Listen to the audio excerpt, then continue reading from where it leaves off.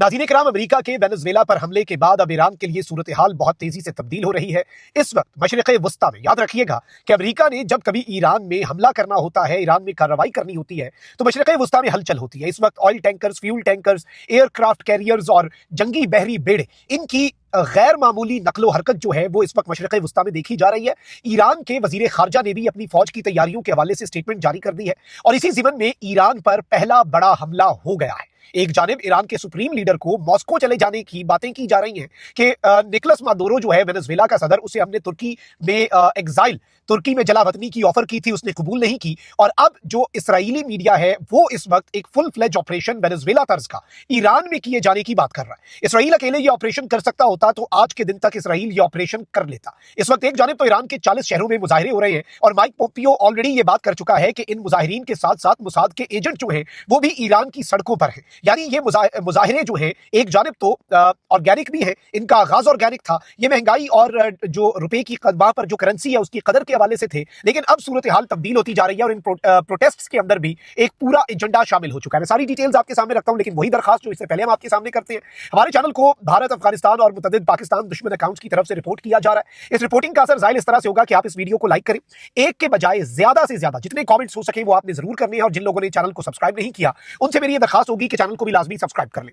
सबसे पहले तो नाज़रीन इकराम, ईरान के जो फॉरेन मिनिस्टर हैं अब्बास अराक्ची, उन्होंने एक स्टेटमेंट दिया। उन्होंने कहा कि our armed forces are closely monitoring the country's borders and we do not trust statements of hostile parties. दो चीजें इन्होंने कही। इन्होंने कहा एक तो कि ये जो हॉस्टाइल पार्टीज हैं, जो हमारे दुश्मन मुल्क हैं, उनकी स्टेटमेंट्स पर यकीन नहीं करते और ईरान की जो अपनी मिलिट्री है, ईरान की जो आर्म्ड फोर्सेज है, ईरान की जो नेवी, एयरफोर्स और आर्मी है, वो इस वक्त ईरान के बॉर्डर्स पर अपनी मॉनिटरिंग बढ़ा चुकी है। इसके साथ ही साथ नाज़रीन इकराम, इस वक्त मिडिल ईस्ट के अंदर जो open source flight data available है, मैंने कल आपको यह खबर दी थी कि अमेरिका का ईरान के कोस्ट, ईरान के साहिल के करीब एक हाई अल्टीट्यूड बड़ा ड्रोन जो सर्वेलेंस करता है, जो जासूसी करता है, वो ड्रोन जो है अमेरिका का वो पाया गया ईरान के करीब, उसे ऑब्जर्व किया गया। और अब बताया जा रहा है कि fuel tankers, military cargo planes और फाइटर जेट्स जो है वो मिडिल ईस्ट के पूरे खित्ते के अंदर उनकी गैर मामूली नकलो हरकत देखी जा रही है। अच्छा, एक और चीज याद रखिएगा, जब बड़े ममालिक, अहम ममालिक की प्लेयर्स किसी एक मुल्क के लिए अपनी फ्लाइट्स को मुअत्तल करें तो इसका भी मतलब होता है कि कुछ बहुत बड़ा होने जा रहा है। तो मैं आपको ये बता दूं कि यूएई और कुछ ममालिक जो है उन्होंने ईरान के लिए अपनी तमाम तर फ्लाइट्स को कैंसिल कर दिया है। यानी अब ये एयर स्पेस जो है इसे गैर महफूज समझा जा रहा है, इस एयर स्पेस को गैर महफूज करार दिया जा रहा है। ये कोई छोटी बात नहीं है, ये कोई छोटी चीज नहीं है, बल्कि ये एक बहुत बहुत बहुत बड़ी डेवलपमेंट है। इसके साथ ही साथ नाज़रीन इकराम, मैं आपको यह बता दूं कि इस वक्त ईरान के अंदर हो क्या रहा है। एक जानिब तो मुकम्मल तौर पे ईरान की जो फोर्सेज हैं वो हाई अलर्ट पे हैं। ईरान के सुप्रीम लीडर जो हैं उनकी सिक्योरिटी को ईरान के अंदर बढ़ा दिया गया है। इससे पहले जो पिछली जंग हुई थी ईरान और इसराइल की, उस जंग के अंदर भी हमने दो तीन चीजें जो है वो ऑब्जर्व की थी और हमने सारे का सारा मामला जो है वो देखा था। उसमें भी ईरान के अंदर रिजीम चेंज की बात की गई थी। अब तो जो वेनेजुएला में हुआ है खुल्लम खुला हुआ है और डंके की चोट पे अमेरिका ने किया है। रूस और चीन जो कि वेनेजुएला के साथी थे वो सिर्फ मजम्मत कर पाए हैं और इन मजम्मतों से तो होता कुछ नहीं है।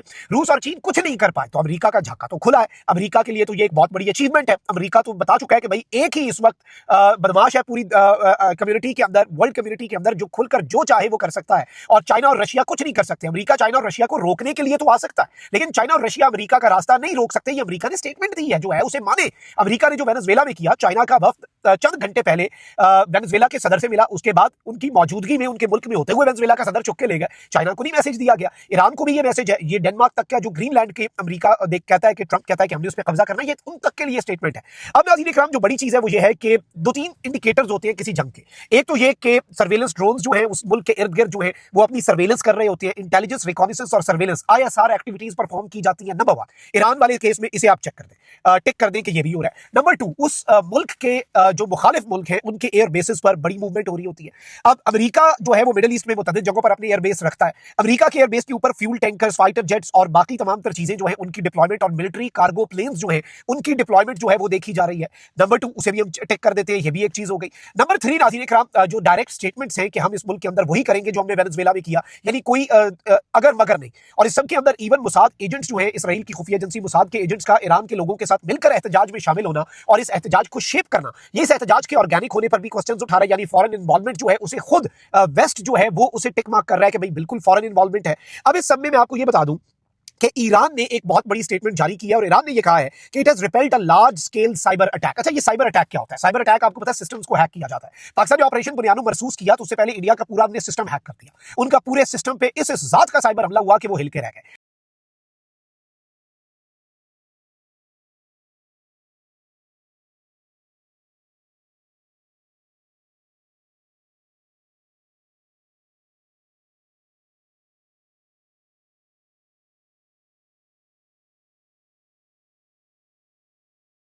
किसी भी मुल्क के ऊपर हमला करने से पहले अब पहले साइबर अटैक होता है। पहले इंटरनेट के जरिए जो अटैक्स हैं, जो मिसाइल हैं, वो दागे जाते हैं, उनके सिस्टम्स को हैक किया जाता है, उस मुल्क को मफलूज किया जाता है, क्योंकि इस वक्त हर चीज ही इंटरनेट के ऊपर, साइबर स्पेस के अंदर ही हर चीज कनेक्टेड है। हमने इंडिया के जहाज अपनी साइबर कमांड की वजह से गिराए, हमने उसे तैयार किया हुआ था, हमने सैटेलाइट्स और पूरा एक सिस्टम जो है वो क्रिएट किया हुआ था। अब नाज़रीन इकराम, खबर ये आ रही है कि अथॉरिटीज जो है ईरान के अंदर, उन्होंने ये कंफर्म किया कि ईरान पर पहला बड़ा साइबर हमला हो गया है, जो कि यूजुअली ग्राउंड इन्वेजन या फाइटर जेट्स की बमबारियों से पहले मुल्क करते हैं।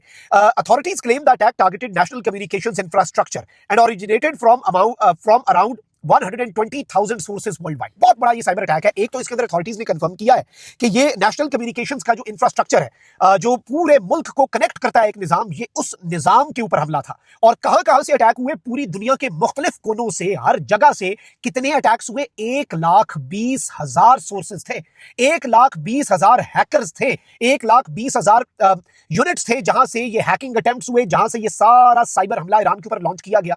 ईरान ने ये कहा है कि हमने ये साइबर हमला नाकाम बना दिया। अलबत्ता इस वक्त बैंडविड्थ जो है इंटरनेट की वो भी कम है। ईरान के अंदर वैसे भी इंटरनेट का जो फ्लो है वो रुका हुआ है। वेस्ट ये कह रहा है कि वहां पर जो हो रहा है उसे छुपाने के लिए वहां की गवर्नमेंट ने ये किया, बट ऑब्वियसली हम देखेंगे इस सिचुएशन को, क्लोजली ऑब्जर्व करेंगे, दोनों साइड्स के मीडिया को देख के हम जो असल खबर है उसे तलाशने की कोशिश हम पहले भी करते हैं और हमारी अभी भी यही कोशिश है। वेस्ट को भी देखें, अरब मीडिया क्या रिपोर्ट कर रहा है, ईरानियन मीडिया क्या रिपोर्ट कर रहा है। ईरान इस वक्त यूं लग रहा है कि अपनी जंगी तैयारियां भी कर रहा है और इस वक्त अमेरिका के इशारे भी जो है वो ईरान की तरफ ही है। और डोनाल्ड ट्रंप ने, बल्कि मैं आपको एक और अपडेट दे देता हूं, एक दफा फिर डोनाल्ड ट्रंप जो है अमेरिकी सदर, उसने धमकी दे दी है और ईरान को धमकी दी है कि अगर वो लोगों को कत्ल करना शुरू करें जैसा कि पहले करते रहे हैं, तो अमेरिका की जानिब से उन्हें सख्त जवाब दिया जाएगा। और हम इस सूरत हाल को बहुत करीब से देख रहे हैं। यानी अमेरिका कह रहा है कि भाई कुछ होगा। अब आपको पता है कि कहीं पर भी ऐसा हो सकता है कि ये एहतजाज जो है ये पुरतशद्दुद हो जाए, और पुरतशद्दुद एहतजाज हो भी जाते होते हैं। किसी मिलिट्री तंसीबात पर हमला हो गया, किसी ऐसे यूनिट पर हमला हो गया, किसी गवर्नमेंट बिल्डिंग पर हमला हो गया, आगे से रेजिस्टेंस होगी तो मामला खराब हो जाएगा। तो इसलिए अमेरिका जो है अब देखते हैं वो क्या करता है, और ईरान जो है वो भी इस वक्त हाई अलर्ट पे। अपना बहुत ख्याल रखिए। पाकिस्तान जिंदाबाद।